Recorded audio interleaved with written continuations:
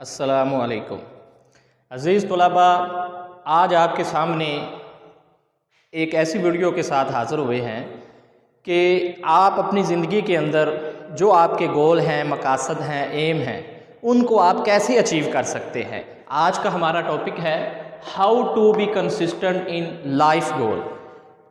ये हमने देखा है कि बाज़ तलबा की ये शिकायत है कि सर मकसद तो है डॉक्टर बनना, इंजीनियर बनना, बड़े बड़े अच्छे मकसद हैं, लेकिन लाइफ के अंदर कंसिस्टेंसी नहीं रहती, यकसानियत नहीं रहती। इस हवाले से बताया जाए, मेहनत तो बड़ी करते हैं। तो इस हवाले से आज ये एक लेक्चर है, तो इंशाल्लाह इसका तलबा को फ़ायदा होगा कि आप अपने मकसद के साथ कैसे चिमटे रह सकते हैं।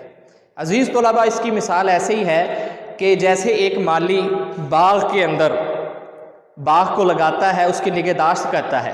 अगर वो 10 दिन के लिए भी उसे छोड़ दे तो आप देखते हैं कि उसी बाग के अंदर जो पहले हरा भरा था, लश एंड ग्रीन था, उसी के अंदर झाड़ियाँ उगाती हैं, फफंदी उगाती है और ऐसे गैर ज़रूरी चीज़ें उगाती हैं।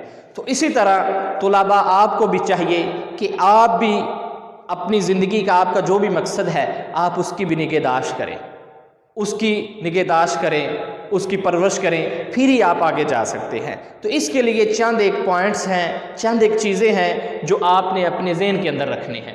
सबसे पहले है रिफ्लेक्शन। रिफ्लेक्शन इंग्लिश का लफ्ज़ है अज़ीज़ तलबा, इसका मतलब है आदा करना, मुहासबा करना, कि आप शाम के वक़्त रोज़ाना देखें कि आपने अपनी ज़िंदगी के अंदर जितना भी वक्त गुजारा है, पिछले सारी ज़िंदगी का भी मुहासबा कर सकते हैं और डेली बेसिस पर भी हो सकता है। आप देखें कि मैंने जो अपने सारा दिन गुजारा है, ये क्या मैं अपने गोल से पीछे तो नहीं हटा? क्या मैंने जो मेरी सारा दिन एक्टिविटीज़ रही हैं उसकी रिफ्लेक्शन करें, उसका अक्स लेकर आएँ कि क्या वो वही सरगर्मियाँ थी जो मेरे मकसद के साथ मुंसलिक थी, मेरे मकसद को मजबूत करती थी, मैंने वक्त को ज़ाया तो नहीं किया। तो ये हर शाम करें। हम में से हर एक के बड़े बड़े फ्रेंड्स हैं, फेसबुक पे 5000 फ्रेंड हैं, तो अगर हम किसी को नहीं जानते तो वो हम खुद हैं। अपने आप को जानने की कोशिश करें, अपने आप को जानें कि आप क्या हैं, आपके अंदर अल्लाह ताला ने क्या खूबियाँ रखी हैं और सारा दिन आपने क्या किया है। ये है रिफ्लेक्शन, ये करें। ये आप डेली बेसिस पर भी कर सकते हैं, ये आप 15 दिन बाद भी कर सकते हैं, और मेरे ख्याल में 15 दिन नहीं होना चाहिए, ये मैक्सिमम 1 वीक तक होना चाहिए कि आप 1 वीक का करें कि एक पूरे वीक के अंदर आपने क्या किया है, और मेरे ख्याल में ये डेली बेसिस होना चाहिए। और इसी तरह नंबर 2 है चूज़ गुड कंपनी, कि आप ऐसे दोस्तों का इंतखाब करें जिनका मकसद भी वही है। यानी आपके दोस्त ऐसे नहीं होने चाहिए जो आपको आपके मकसद से डिट्रैक्ट कर दे, बल्कि आप एक ऐसे दोस्तों का इंतखाब करें जिनका मकसद वही है, वो भी बहुत बेहतरीन इंसान बनना चाहते हैं और आपकी ही जैसी मंजिलों के वो भी राही हैं और आगे बढ़ना चाहते हैं। हत्ता कि ऐसे दोस्तों का इंतखाब करें जो आपसे भी आगे बढ़ना चाहते हैं, जिनके मकसद आपसे भी आला व रफ़ा हैं। ऐसे लोगों का इंतखाब करें, ऐसे लोगों के साथ बैठें। नहीं तो अगर ऐसे लोग ना आपके फ्रेंड हों, ऐसे आपके दोस्त ना हों जो आपको आपके रास्ते से, आपकी मंजिल से, आपकी एम से भटका दें और आपका वक्त ज़ाया कर दें। तो इसलिए दूसरा पॉइंट है कि अच्छे दोस्तों का इंतखाब करें और ऐसे दोस्त हों जिनके साथ आपकी गुफ्तगू, उठना बैठना ऐसा हो कि वो भी उसी मकसद के साथ लगे हुए हैं, आप जैसे ही हैं। नंबर 3 है डियर स्टूडेंट्स कि मैनेज योर टाइम्स। ये बड़ा आपने सुना है, बहुत ज़्यादा वर्कशॉप्स इसके ऊपर हैं, नेट के ऊपर आप देखें, इस हवाले से बड़ी चीज़ें हैं कि आप अपना टाइम कैसे मैनेज करना है। तो ये सबसे बेहतरीन ये पॉइंट है कि अपने वक्त को मैनेज करें कि आपने वक्त ज़ाया तो नहीं किया। क्या आपका वक्त गुजर गया है तो ऐसी सरगर्मियों के अंदर तो नहीं गुजर गया कि आपके जो लाइफ गोल है वो उसके अंदर शामिल ही नहीं था। आपने ऐसी एक्टिविटीज़ के अंदर वक्त गुजार दिया है जिनका मकसद आपका जो लाइफ गोल था उसके साथ मिलता जुलता ही नहीं है। तो इसलिए ये सोचें कि आप अपना वक्त कैसे मैनेज कर सकते हैं, बेहतरीन वक्त को मैनेज करें। अगर इसीलिए तो कहा जाता है कि जिसने वक्त को ज़ाया कर दिया वक्त उसको भी ज़ाया कर देगा। और नंबर 4 है फाइंड योर मेंटर। मेंटर अज़ीज़ तलबा, मेंटर का उर्दू मतलब ऐसे समझ लें जैसे मुरब्बी। मुरब्बी इसका मतलब होता है, यानी कोई ऐसी शख्सियत को तलाश करें जो आपसे प्यार करे, मोहब्बत करे, आपको आपके रास्ते से भटकने ना दे। जैसे ही आप थोड़ा सा डी ट्रैक हो, वो आपको आपके रास्ते पर ले आए।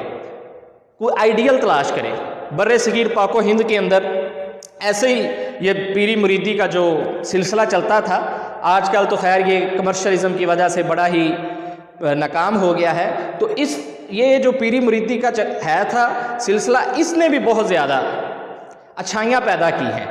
ठीक है, तो इसी तरह आज भी आपको ज़रूरत है कि आप भी एक मेंटर को तलाश करें, जो एक कामयाब इंसान हो, जिसके साथ आप गुफ्तगू करें तो आपको अपनी ज़िंदगी का मकसद याद आए, आप उससे रहनुमाई हासिल करें, वो आपको आगे बढ़ने का हौसला दे, हर वक्त आपको हौसला दे, आपकी रहनुमाई करे, आपको मालूमात मुहैया करे, आप उसके तजर्बात से सीखें, उसको अपनी ज़िंदगी के अंदर जो मुश्किलात आई हैं वो आपको बताए, उसने जो गलतियाँ की हैं आपको बताए कि आपने ये नहीं करनी। ऐसा मेंटर तलाश करें। वो कोई भी हो सकता है, वही काम। आप एक डॉक्टर बनना चाहते हैं तो एक डॉक्टर को मेंटर के तौर पर लें, एक मुरब्बी के तौर पे, कि वो एक कामयाब डॉक्टर है तो आप उसको अपना मेंटर मुकर्रर करें। और अगर कोई इंजीनियर आपने बनना चाहता है तो एक कामयाब इंजीनियर को देखें, उसकी शख्सियत का मुताला करें। हो सकता है आप उन्हें ना जाने, ना उनके साथ मुलाकात हो, लेकिन फिर भी आप उनको नेट के ज़रिए सर्च कर सकते हैं, उनकी ज़िंदगी के बारे में पढ़ सकते हैं। ये ज़रूरी नहीं है कि वो आपकी उनके साथ बिलमुशाफ़े मुलाकात हो, आप उनसे मिलेंगे तो तभी वो आपके मेंटर होंगे। इकबाल रहमहुल्लाह ने हमेशा कहा है कि मौलाना रूमी मेरे उस्ताद हैं, हालांकि वो इकबाल से कई 100 साल पहले दुनिया से चले गए। तो ये ज़रूरी नहीं है कि आपका मेंटर आप उसके साथ मुलाकात भी करें, आपका उसके साथ उठना बैठना भी हो, तो ये ज़रूरी नहीं है। लेकिन एक कामयाब शख्स जो इस वक्त दुनिया से गुजर भी गया हो, उस जैसी आदत को अपनाएं, जैसा वक्त उन्होंने गुजारा है वैसा अजीज़ तलबा आप भी अपना वक्त गुजारें, तो तब आप कामयाब होंगे। और सबसे आखिर पर अजीज़ तलबा जो आखिरी पॉइंट है, सबसे बेहतरीन है कि ये सारी चीज़ें आपने इख्तियार कर ली हैं, लेकिन इसके साथ साथ अपनी कामयाबी के लिए अल्लाह से भी दुआ करें। अल्लाह से दुआ करें कि अल्लाह ये मैंने सारी चीज़ें कर ली हैं, मैंने अपने वक़्त को भी मैनेज कर लिया है, मैंने अच्छे दोस्तों का इंतखाब भी कर लिया है, मैं अपना आपका मुहासबा भी करता हूँ, मैंने एक मेंटर भी तलाश किया है, मैं एक अजीम शख्सियत की तरह बनना भी चाहता हूँ, लेकिन अल्लाह ये तब तक मुमकिन नहीं है जब तक तेरी रहमत शामिल हाल ना होगी। अजीज़ तलबा, ये बहुत ज़रूरी है। हमारे नबी हज़रत मोहम्मद करीम सल्लल्लाहु अलैहि वसल्लम भी अपने रब से दुआ करते थे, रब्बी ज़िदनी इल्मा। क्या आपके इल्म में कोई शक और शुबा है? लेकिन आप फिर भी दुआ करते थे, या अल्लाह मेरे इल्म में इजाफ़ा फरमा। और हज़रत मूसा अलैहिस्सलाम जब अल्लाह ताला ने इनको फ़िरौन की तरफ भेजा तो उन्होंने भी अल्लाह से दुआ की, हालांकि ये भी एक अल्लाह के बरगुज़ीदा नबी थे, और उन्होंने अल्लाह से दुआ की, रब्बि शरह ली सदरी, ए अल्लाह मेरा सीना खोल दे, रब्बि शरह ली सदरी व यस्सिर ली अमरी वहलुल उक़दतम मिन लिसानी यफ़क़हू क़ौली। ए अल्लाह मेरा सीना खोल दे, मेरी ज़ुबान की गिरा खोल दे, और मेरी ज़ुबान को ऐसे बना दे कि मेरी बात लोगों को समझ आ जाए। अब अगर ये एक नबी अल्लाह से दुआ कर रहा है तो अज़ीज़ तलबा हमें भी चाहिए कि हम ये सारी चीज़ें इख्तियार करें, मेहनत करें, लेकिन इसके साथ साथ अपनी कामयाबी के लिए अल्लाह से भी दुआ करें।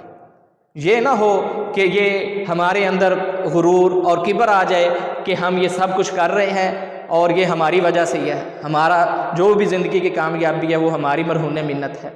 तो अपने अंदर का गुरूर और तकब्बर ख़त्म करने के लिए अज़ीज़ तलबा हमें चाहिए कि हम अल्लाह से भी दुआ करें, और ये समझें कि हम जितनी भी कोशिशें कर रहे हैं इन पर जो आखिरी मोहर है वो मेरे रब की ज़ात ने लगानी है, उसने मुझे कामयाब करना है। तो ये था आज का टॉपिक कि आप अपने मकसद के साथ कैसे जुड़े रह सकते हैं, इसको कैसे बेहतर बना सकते हैं कि आप अपने राह से भटके ना, डी ट्रैक ना हों। तो ये अज़ीज़ तलबा 5 चीज़ें हैं, इनको इख्तियार करें तो इंशाअल्लाह मुझे उम्मीद है कि अल्लाह ताला आपको कामयाब करेगा। अल्लाह से दुआ है कि अल्लाह ताला हमारा हामी